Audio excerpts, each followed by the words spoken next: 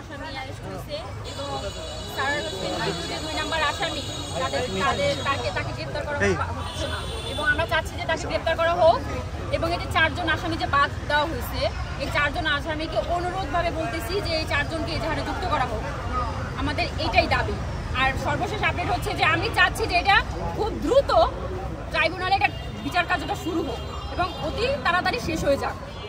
আমরা এই যে মাসের পর মাসে যে আপনাদের সাথে ভিডিও করতেছি, আপনারা আজ করবেন 2 দিন থাকবে 3 দিন থাকবে, পরবর্তীতে কিন্তু এটা থাকবে না। তখন কিন্তু আসামিরা চাইবে তারা রিলিজ হইতে, কিন্তু এই রিলিজটা যেন না হইতে পারে এই জন্য আমরা চাচ্ছি যে সর্বোচ্চভাবে তাদেরকে যেভাবে সর্বোচ্চ শাস্তি দেওয়া হয় এইটার যেন যে কার্যকরগুলো এগুলো যেন সবকিছু প্রয়োগ করা হয় এবং এই দেশে যে আইন আছে এই আইনটা প্রয়োগ করা হোক। আমাদের এই একটাই দাবি যে আমার মামাকে যে প্রকাশ্যে যেভাবে মারা হয়েছে ওইটাই সুস্থ বিচারটা হোক। আমরা এটাই চাইতেছি, এটাই আমাদের চাওয়া, এটাই আমাদের পাওয়া। যদি সুস্থ বিচারটা হয় অন্তত ওরা 2 জন বা আমরা ফ্যামিলিটা আমরা শান্তি পাবো।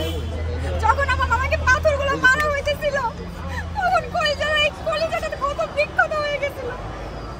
এখন পর্যন্ত রাত্রে ঘুমাতে পারি না। যাদের স্বজন যায় তারা বোঝে যে স্বজন হারা ব্যথাটা কতটুকু, এটা একমাত্র স্বজন জানে। আমি চাচ্ছি যে আর যেন কোনো মায়ের বুক খালি না হয়, কোনো সন্তান যেন বাবা হারা না হয়, কোনো ভাই যেন কোনো বোন যেন ভাই হারা না হয়। সেই জন্য দেশ যেন একটা সুষ্ঠু বিচার করে।